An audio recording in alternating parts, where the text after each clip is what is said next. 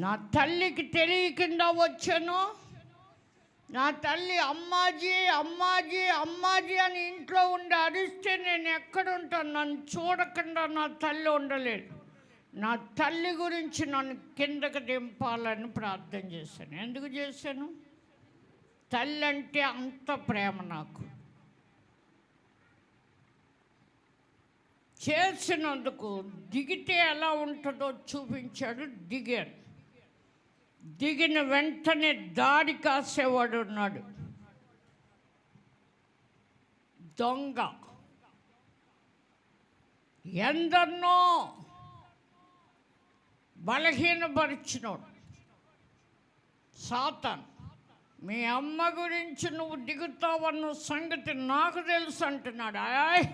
ఆగ, నేను దేవుని సేవకురాలని అగ్ని అన్నాను. అప్పటికి నేను మహాసేవకురాలని కాదు. దేవుడు నా నోట ఆయన మాటలు ఉంచుతానని ఉంచాడు. నా నోట యేసు, లాజరును బ్రతికించిన యేసు, ఈ బిడ్డను బ్రతికించనే మాట ఆయన నా నోట ఉంచాడు. నేను ఆ రోజు చెట్ట చల్లమ్మనుడు బ్రతికాడు. నా నోట ఆయన మాటలు ఉంచుతానని చెప్పి యెషయా గ్రంథంలో సృష్టిని నేను ఎలా సృష్టించానో అలాగే నీ నోట నా మాటలు ఉంచుతానన్నాడు. దేవుని స్తోత్రం. ఉంచాడంతే. వాడికి తెలిసింది నా తల్లి గురించి దిగుతానని. నా తల్లి నాకు దొరకలేదు, నా ఇంటికి నేను రాలేదు, కానీ ఆడు నాకు అడ్డం పెట్టాడు దారికి. పెద్ద లారీ, కళ్ళు మూసుకుని అగ్ని జ్వాలన్నాను, లేడంతే. ఆడి గాలి అంటే మాయ. మాయని నేను నమ్మలేదు, మహిమ గల దేవుణ్ణి నమ్మాను. మోసపోయిన వారు మాయని నమ్ముకుంటారు. తను మాయే, తను మాయే అంటారు. తను అంటే మనం మాయేనంట పోతే. కానీ వాళ్ళు లేడు. పెట్టిన లారీ అడ్డం ఉంది. లారీ అనుకున్నాను, లారీ కింద నుంచి వెళ్తే నడుపుతాడేవాడు అనుకుని నిజంగా లారీ అనుకున్నాను. నేను ఎక్కి అంత తేల్చాలనుకుని నిర్ణయించుకున్నాను. నా సంకలో కుమారుడు ఉన్నాడు. అరే నవ్వు, 7వ సంతానం. నిజంగా అన్ని ఇలా పట్టుకుని ఇలా ఎక్కాలనుకుంటే లారీ లేదు, మాయ. వాడు అలాంటివి పెడతాడు సమస్యలు. వాడు అక్కడి నుండి ఎన్ని ఇళ్ళు ఆడు వెళ్తున్నాడు, ఏలుబడి ఇళ్ళని భర్తలో ప్రవేశిస్తున్నాడు, కొట్టుకుంటున్నాడు. అన్నం గమనవలేదా అని చిన్న తగు పెట్టుకుని కొట్టుకు చదువుతున్నాడు వాళ్ళు. అలాంటి చోటుకు నేను వెళ్ళిన వెంటనే నన్ను చూశాడు, మాయమైపోతున్నాడు. దేవుని స్తోత్ర. అందుకే యేసు అన్నాడు, మిమ్మల్ని చేర్చుకున్నవాడు నన్ను చేర్చుకున్నట్టని. నేను ఇలా అని చూడగానే పరారు అన్నమాట. ఇంకక్కడ గొడవలు లేవు, శాంతి వచ్చింది, సమాధానం వచ్చింది. ఆ ఇంట్లో ఉట్టి అన్నం అవ్వలేదని అన్నీ వద్దలు కొట్టుకుంటున్నారు ఆ కుటుంబం. ఆ కొంపలో చూసానంత వాడు వదిలేశాడు. దేవుని స్తోత్ర. నిజంగానే దేవుడిని అడిగాను, దావీదుని యొద్ద విచారణ చేసేవాడు, నువ్వేమో యాజకుల ద్వారా మాట్లాడేవాడు కదా, ఇప్పుడు యాజకులు లేరు, ప్రవక్తలు లేరు, పాస్టర్లు ఉన్నారు కొల్లలుగా. వీళ్ళు హాస్పిటల్కి వెళ్ళేవాళ్ళు హాస్పిటల్కి వెళ్తున్నారు, వైద్యం చేయించుకునేవాళ్ళు వైద్యం చేయించుకుంటున్నారు, శకునాలు అడిగేవాళ్ళు శకునాలు అడుగుతూ అని హబక్కూకు అడిగినట్టు అడిగాను నేను. హబక్కూ అలాగే అడిగాడు. ఏంటి ఘోరం? నీ ప్రజలయ్యి ఉండి వీళ్ళకి దిక్కెవరు, వీళ్ళకి దారేది తెన్నేది అని అడిగాడు. ప్రవక్తలేరి అని అడిగాడు. నీ మాట చెప్పగలిగే హక్కు కలిగిన ప్రవక్తలేరి అని అడిగాను. దేవుని స్తోత్ర. మాకు కావాలని అడిగాను. నువ్వు చేస్తావా? చేస్తానన్నా. ఎలా చేస్తానన్నానో తెలుసు. మా ఇంటి నిండా బియ్యం ఉంటే, డబ్బు ఉంటుంది, నేను తల్లికి ఒక్కదాన్ని. ఈ పంట అమ్మం మేము, ఇంకో పంట మళ్ళీ ఇంటికి వచ్చేస్తుంది గాదుల్లోకి, ఆ పంట అమ్మం ఇంకా వచ్చేస్తే, ఇలా వచ్చేసేటప్పుడు తినేది అన్నమే. అలవాట్లున్న వాళ్ళకి తినాలి, తాగాలి, తిరగాలి. ఇంటిలో పుట్టాం, ఇల్లు దాటి వెళ్ళే పని లేదు. మా బ్రతుకు మేము బతుకుతూ ఉండగా ప్రభు మాట్లాడి, నేను అన్నాను, ఎత్తు, ఎరుపు, రంగు లెక్క చేయను, ఆస్తి, అంతస్తు, గొప్పోళ్ళని లెక్క చేయను. నువ్వంటూ నాతో మాట్లాడితే నీ మాటే నేను ప్రకటించానని నిబంధన చేశాను. ప్రకటించలేకపోయాను అని ఒప్పుకుంటున్నాను. అందుకే వాళ్ళందరూ కొండకే తిరుగుతూ ఉన్నారని చూపించాడు. దిగవలసిన చోటు వాళ్ళకి తెలియదు. నేను ఈ పరిశుద్ధ పర్వతం మీద ఉన్నప్పుడు ఒక్కళ్ళు నా దగ్గరికి వచ్చేవాళ్ళు ఉన్నారా అని చూస్తే లేరు. ఈ పర్వతాన్ని చూసిన వాళ్ళు లేరు, దగ్గరికి రావాలనుకున్న వాళ్ళు లేరు. వాళ్ళు కొండకే వెళ్తున్నారు. అది ఎక్కడన్నా బైబిల్లో ఉందా? కొండకి తిరిగేవాళ్ళు అక్కడ ఉన్నారు, నాకు చూపించావని అడిగాను దేవుణ్ణి. ఉన్నారు. ఇర్మియా 50లో కాపరి లేని గొర్రెలుగా విసికి చెదిరి ఉన్నారని. యాజకేలు 34లో చూసాను. ఈనాడు దేవుడి వల్ల కాలేదని డాక్టర్లు పట్టుకుంటూనే కాక భూత వైద్యులు కూడా పట్టుకునే భ్రష్టులు కూడా ఉన్నారు. తాళ్ళు కట్టించుకునే వాళ్ళు కూడా ఉన్నారు. నిజంగా పాలకొల్లులో సేవ చేశాడు ఎస్ఎమ్మ నాయుడు అని. డాక్టర్ అయి ఉండి సేవకుడయ్యాడు. నిజంగా ఆయన ఇక్కడికి వచ్చాడు. ఆయన దయ్యం మాట్లాడిందట ఒకప్పుడు, నీ పెద్ద కొడుకుని పట్టుకున్నావని నేనే తాడు కట్టించావు కదా నువ్వు అని. కనుక తాళ్ళు కట్టడం కూడా దానికి తెలుసట. అంతేకాదు పాస్టర్నని వేషధారణగా మళ్ళా రవీంద్ర చౌదరిని ఏలూరులో పేరు మార్చుకుని అక్కడ పాస్టర్గా చల్లమని అవుతున్నాడు, గడ్డం పెంచుకుని. ఇలాంటి పాస్టర్లు కూడా కోకొల్లలుగా ఉన్నారు. నేను అప్పుడు పాస్టర్లు ఉన్న వాళ్ళు ఏమన్నానో తెలుసా? ఒంట్లో బాగాలేదని చేద్దామండి ప్రార్థన అన్నవాళ్ళే కానీ ఏ హాస్పిటల్లో చేర్చారండి, ఆయన చాలా బాగా చేస్తున్నాడు అనేవాళ్ళే కానీ యేసు బాగా చేస్తాడన్న వాళ్ళు కనబడలేదు. వీళ్ళు చస్తారు బతుకుతారని చెప్పేవాళ్ళు కనబడలా. వీళ్ళు కట్టరు అనేవాళ్ళు కనబడలే. యుద్ధంలో విజయం పొందరు అని చెప్పేవాళ్ళు కనబడలే నాకు. అలాంటి వాళ్ళు కావాలని కోరుకున్నాను. నువ్వు చేయగలవు అన్నాడు, చేయించాడు. ఎన్నో సంవత్సరాలు, ఒక 40 ఏళ్ళు. ఇప్పుడు కూడా కళ్ళు మూసుకుని ప్రకటించవే మా వంతు. కళ్ళు తెరిచావనుకో, కళ్ళు తెరిస్తే ఇలా అనుకుంటాం. కళ్ళు మూసుకునంటే ఈ కళ్ళు కాదు, మనోనేత్రాలు తెరవబడితే మీ భవిష్యత్తు మాకు తెలుస్తుంది. మీరు నిన్నేమై ఉన్నారో, మొన్నేమై ఉన్నారో, ఇప్పుడేమై ఉన్నారో తెలిసే వరం కావాలని మీరు కూడా ప్రార్థన చేయండి. ఈ అంచె దినాల్లో మీ కుమారులు, మీ కుమార్తెలు ప్రవచనాలు చెప్పాలి. ముసలి వారైతే కళ్ళు కనాలి, వాళ్ళు చెప్పాలి తెల్లారికి, అమ్మ నాకు ఈ కళ వచ్చిందని.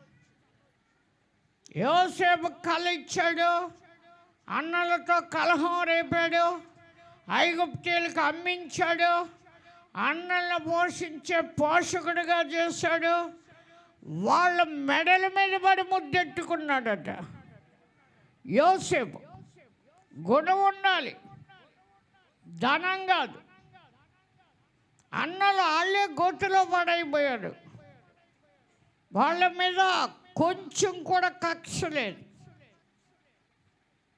బెన్యామీని పట్టుకుని వచ్చాడట. అన్నలందరూ మమ్మల్ని చంపుతాడేమని ఉలిక్కిపడ్డారు. వీనే కదా గోతులు పడేస్తామని. పడేత్తం వల్ల వేసాడు కూడా. అయినా వారికి సమృద్ధి అయిన ఆహారం. ఇంకా 5 సంవత్సరాలు కరువు ఉంది, మా తండ్రిని తల్లిని కూడా తీసుకురమ్మన్నాడు. ఇక్కడ ఈ దేశంలో ఒక భాగంలో ఉండండి అని చెప్పాడు. ఫరో వచ్చి కూడా అలాగే చెప్పాడు. పైవారిగా ఉంటారు అంటే దేవుని వాక్యం మీరు శ్రద్ధగా వింటే, దీవెనలు మీకు వస్తే, మీ పొలములో, మీ గర్భఫలం, మీ భూఫలం, మీ పశువుల మందలు, మీ దుక్కుడెద్దులు, మీ గొర్రె మేకల మందలు అని చెప్పాడే. ఏ ఉన్నవారికి వాటిని ఆశీర్వదించే దేవుడు. యోసేపును అన్నలందరూ కలిపి గోతిలో పడేసిన ఉన్నతమైన స్థితిలోకి తీసుకెళ్ళాడు. పోతీఫరు ఫరో యొక్క అంగరక్షకుడు విచారణ లేకుండా ఉన్నతమైన స్థలానికి ఎక్కించాడు. అన్నలందరి ఆకలి తీర్చటానికి, 7 ఏళ్ళు కరువులో కాపాడటానికి. అలాగే యేసుక్రీస్తు కూడా నమ్మింది మొదలుకొని ఇంతవరకు తీసుకొచ్చాడేమో. ఆ యోసేపు అంటాడు, మిమ్మల్ని యెహోవా దేవుడు దర్శించాడు, ఇక్కడ మీరుండరు, కనాను వెళ్తారు. దేవుడు వాగ్దానం చేశాడు అబ్రహాముకి. కనాను వెళ్ళేటప్పుడు నా ఎముకలు కూడా పట్టుకోమన్నాడట. ఇప్పుడు హిందువులు తగలబెట్టారు, కానీ ఎముకలు పట్టుకెళ్ళి గోదాట్లోను, గంగలోను, కాశీలోను కలుపుతున్నారు. ఆల్ రైట్, కలపమల్లా మీరు వెళ్ళిపోతారు చూడు కనాను, అప్పుడు నా ఎముకలు కూడా సమాధిలో పట్టుబడి అన్నాడంట. దేవుని స్తోత్ర. యోసేపు బ్రతికున్నట్టుగానే వారు నిజంగా ఆచరించారు. ఈనాడు సంఘానికి శిరస్సు యేసు. మనం అవయవాలం అంట, కాలో, కన్నో, చెయ్యో, నోరో నాకు తెలియదు, ఉండాలి అలాగా. యేసు ప్రభువు వచ్చి సువార్త ప్రకటించాడు. మేము కూడా సువార్త ప్రకటించాలని దేవుడు నిర్ణయించి మా ద్వారా మిమ్మల్ని ఆయనలోకి పిలిచాడు. మేము కాదు, ఆయనలోకి రమ్మని మిమ్మల్ని పిలవటం. మాతో సహవాసం కాదు, కుమారునితోనూ తండ్రితోనూ సహవాసం కలిగి ఉండాలి మీరని అనేక వారాల నుంచి చెబుతున్నాను. చూడండి, రక్తం అంట ఆకాశంలో, అగ్గినట, దోమం. అక్కడికి వెళ్ళిపోయాను నేను. ఎక్కడికి? కోనసీమలో 4 ఊళ్ళు నిండిన పొగ, ఊపిరి అందట్లేదని గోలాళ్ళు. మీరు లైట్లు వేయొద్దు, పొయ్యిలు అంటించొద్దు, పరుగెత్తండి అంటే పాపం పిల్లలు పెద్దోళ్ళు పరుగులు. నిజంగా వాళ్ళు పరుగు వాళ్ళకే తెలవాలి, దేవుడికే తెలవాలి. చెప్పాడా నేను భూమిని గజ వణికించలేచినప్పుడు అని చెప్పాడా దేవుడు యెషయాతో? చెప్పాడు. తన కుమారుడు పుడతాడని చెప్పాడు. ఆయన భుజాల మీద రాజ్యభారం ఉందని చెప్పాడు. ఆయన మాట కూడా మేం చెబితే వినకపోతే యేసు మళ్ళీ రాడు, మేఘం మీదే వస్తాడు. మళ్ళీ ఇంకొకసారి మీ ఇంటికి రాడు, పలకరెత్తాకి చిలకరెత్తాకి మీ నెత్తి మీద నూనె. నిజంగా జానయ్య గారు స్వేర్తో నూనె చేయించేవాడు, స్వేర్తో చల్లించేవాడు. అందరి మీద చేతులు ఉంచలేక అంతమంది యేసు నామంలోకి వచ్చారు. మళ్ళీ ఎవరి ఇళ్ళల్లో వాళ్ళే ఉన్నారు, 7 వారాలే కదా అని. కానీ చూడండి, నైలు నది అంటే ఐగుప్తిలో కర్ర ఎత్తితే ఏమైంది? రక్తం అయింది, ఏరు. ఐగుప్తిలో ఉన్న పాత్రలో ఉన్న నీళ్ళు కూడా రక్తం అయిపోయినాయి, వాసన కొట్టింది, అందులో జీవరాశులు చచ్చినాయి. వైజాగ్లో రక్తం కలర్లో బీచ్ దగ్గర కూర్చుంటే కెరటాలు వస్తుంటే వాళ్ళు అదిరి వచ్చి చెప్పారు, సైంటిస్టులు అన్నారు భూమి కింద ఉన్న వ్యర్థాలు ఏవో ఉంటే అది ఇది అని చెప్పారు. మీరు సెల్లో చూసుకోండి, చూస్తే వేరండి, అది కాదు, అక్కడక్కడ భూకంపాలు అన్నాడు. ఎక్కడెక్కడ? అక్కడక్కడ ఒకేసారి నీటితో నాశనం చేయనన్నాడు. చూడండి, విపత్తు అని చెప్పాడు. 3 దినాలు ఎవరు బయటికి రాకుండా, మంచు ఎక్కువగా ఉందని చెప్పారు. ఎందుకు అంటే ఒకవేళ కానీ ఆటం బాంబు వదులుతున్నారేమో, ఏరాకోళ్ళు తెలియదే. ఈ 3 రోజులు ఏంటి, సునామీ కాదు, భూకంపం కాదు, కాదు కాదు అంటున్నారు. చైనా డామ్ పగిలితే ఇండియా ఉండదట, మన దేశం ఉండదు, తుడుచుపోద్ది, కేరళ ఇవన్నీ కూడా. అలా పోతాం, ఒక్క రాత్రిలో మునిగిపోతామంట కిందకి, నీటిలోకి, సముద్రంలో. అక్కడ జంకింది అని చెప్పాడు. నాతోనే ప్రభు వాళ్ళు చెప్పకముందు చెప్పాడు, భూమి జరుగుతుంది నీకు తెలుసా అని అడిగాడు. జరుగుద్ది అన్నాను. పోనీ జరుగుతుందా అనలే, జరుగుద్ది అన్నాను. భూమి జరగటం ఏంటి అనుకున్నాను. అప్పుడే అక్కడ ప్లేట్లు జరిగినాయి అని చెప్పారు. ఎక్కడ ఎక్కడ? బ్యాంక్ ఏంటది? బ్యాంక్ ఆఫ్ ఇదంతా విహారానికి వెళ్తారంట చూస్తాక అక్కడికి. నిజంగా అరిశారు. అందులో ఒక ఆవిడ మంచిగా కేర్ తీసుకుని చెప్పింది. కానీ ఏమి అదరగొట్టాడు కానీ కొన్నే దిగిపోయింది. కానీ నిజంగా చూడండి, ప్రకటన గ్రంథంలో చెప్పేశాడు. ప్రకటన గ్రంథం మనం ఎప్పుడు చదవట్లేదు, నాకెప్పుడు బోధించాడు ప్రభు.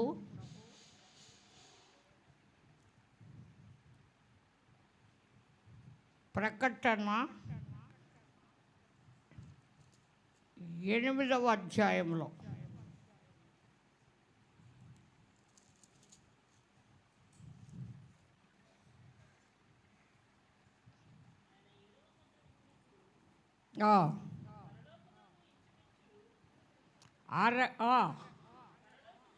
ఇంచుమించు అరగంట సేపు నిశ్శబ్దం అంట. నిశ్శబ్దం అంటే ఇంకెవరు నోరెత్తటానికి లేదు.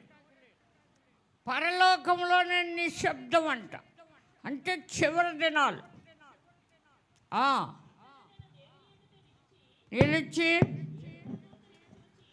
7 దూతల్ని చూచానంటాడు.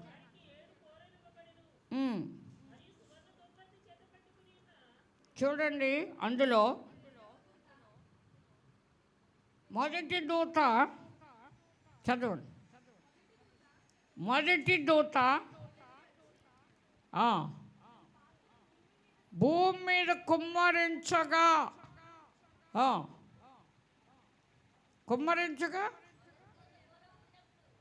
మొదటి దూత బోర ఊదినప్పుడు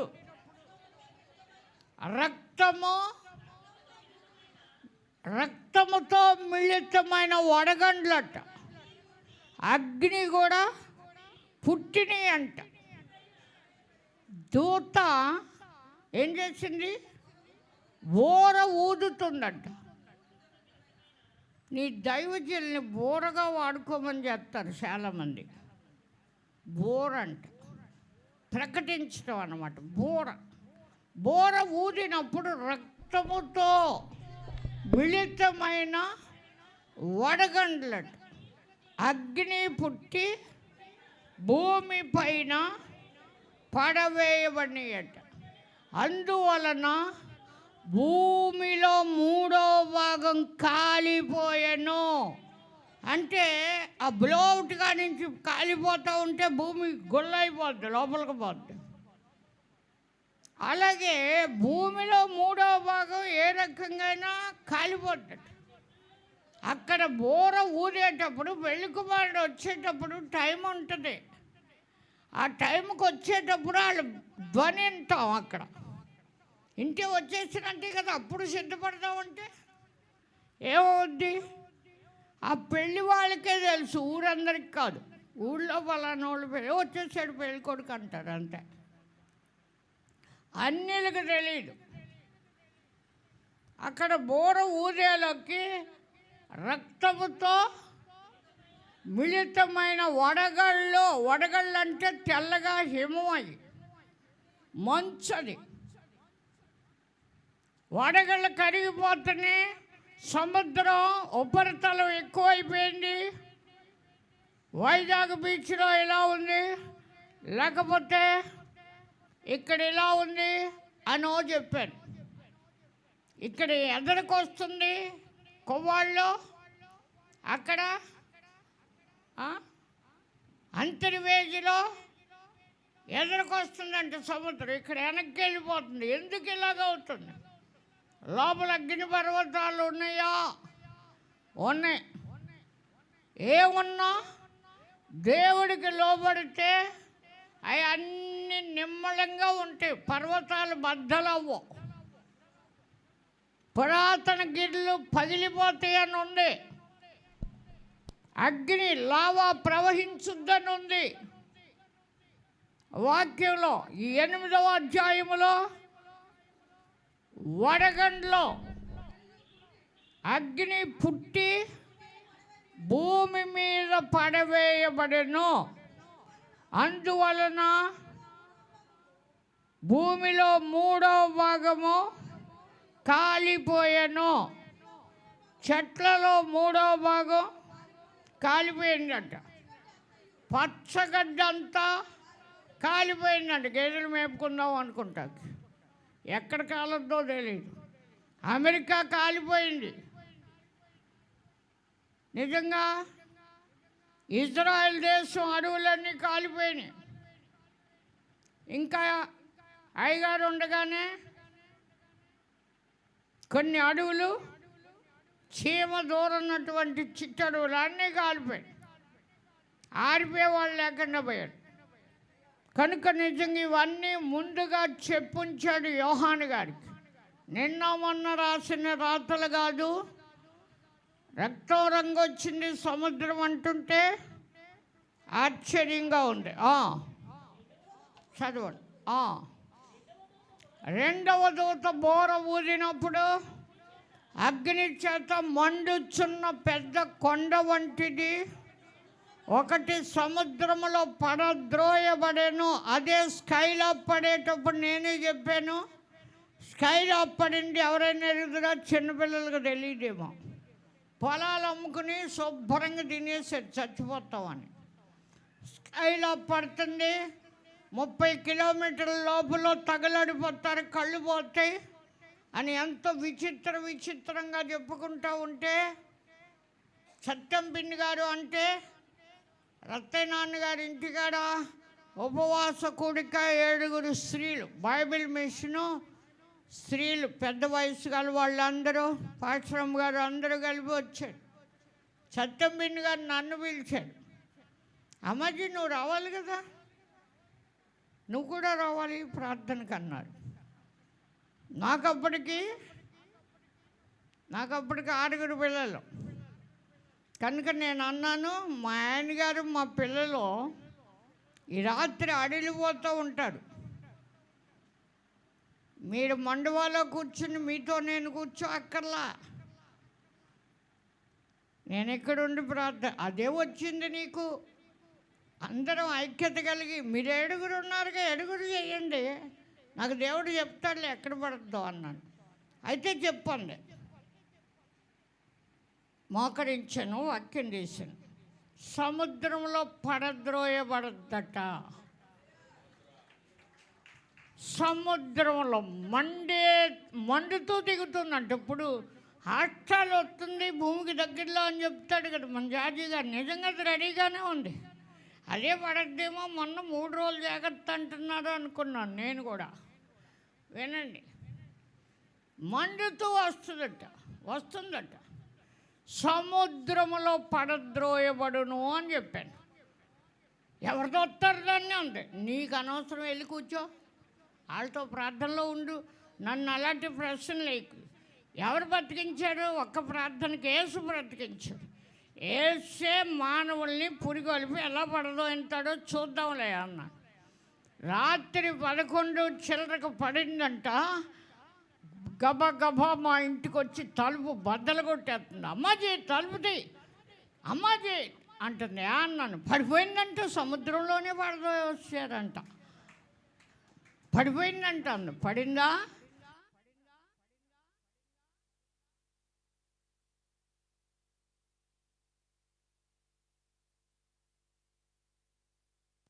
దానికి తెలీదా?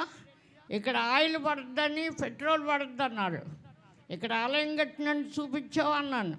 నేనేం గంటల తరబడి ప్రార్థన చేయక్కర్లేదు. చేసే టైంలో చేస్తే రోజంతా పెట్రోల్ బండి బాగా నడుస్తుంది. దేవుని స్తోత్ర. రిపేరీ లేకపోతే దేవునిలో ఉండాలి, దేవుడు మనలో. అప్పుడు మనం అడిగిన దానికి అత్యధికంగా చేస్తాడు దేవుడు. దేవుని స్తోత్ర. నిజంగా దేవుడు రాజ్యం, దేవుని రాజ్యం మాటలతో లేదు, దైవ శక్తితో ఉంది. ఇలాంటి ఎన్నో. ఓసారి బ్యాటరీ అయిపోయింది.